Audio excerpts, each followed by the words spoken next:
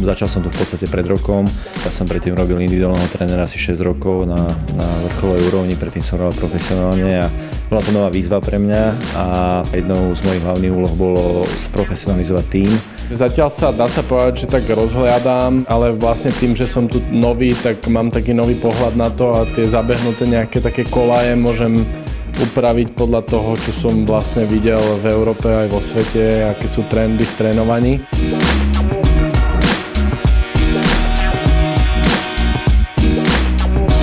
Podmienky sú fantastické, ide sa tu stavať štvorhala s nejakým ďalšou infraštruktúrou a myslím, že to na Slovensku určite nebude mať období.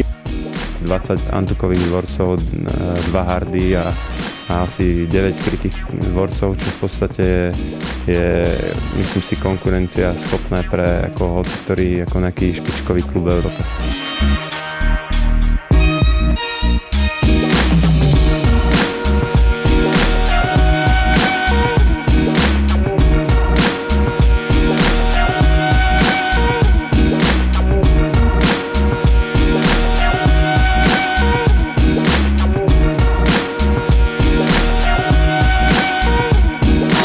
Spolupráca vznikla kvôli tomu, že sme si viacerí uvedomili, že máme rovnaké ciele. To hlavné spojitko bolo, že vlastne chceme vychovávať hráčov, ktorí vlastne budú schopní konkurovať vo svete a v Európe.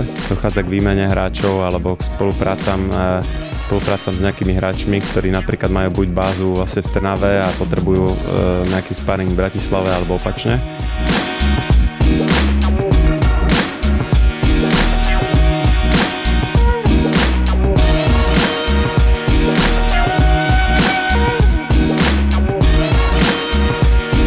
Máme tu všetky predpoklady na to, aby sme oslovili tých najlepších hráčov na Slovensku a samozrejme aj zo zahraničia a postupne ich vychovávali. Hľadáme viac menej ako ďalších partnerov do toho na Slovensku alebo aj v Česku alebo aj v okolitých krajinách, pretože sme pochopili to aj na základe tejto spolupráce, že vlastne ako spolu sme ako silnejší a nesnažíme sa teraz súťažiť s nikým, pretože každý ten hráč náš vlastne súťaží s celým svetom.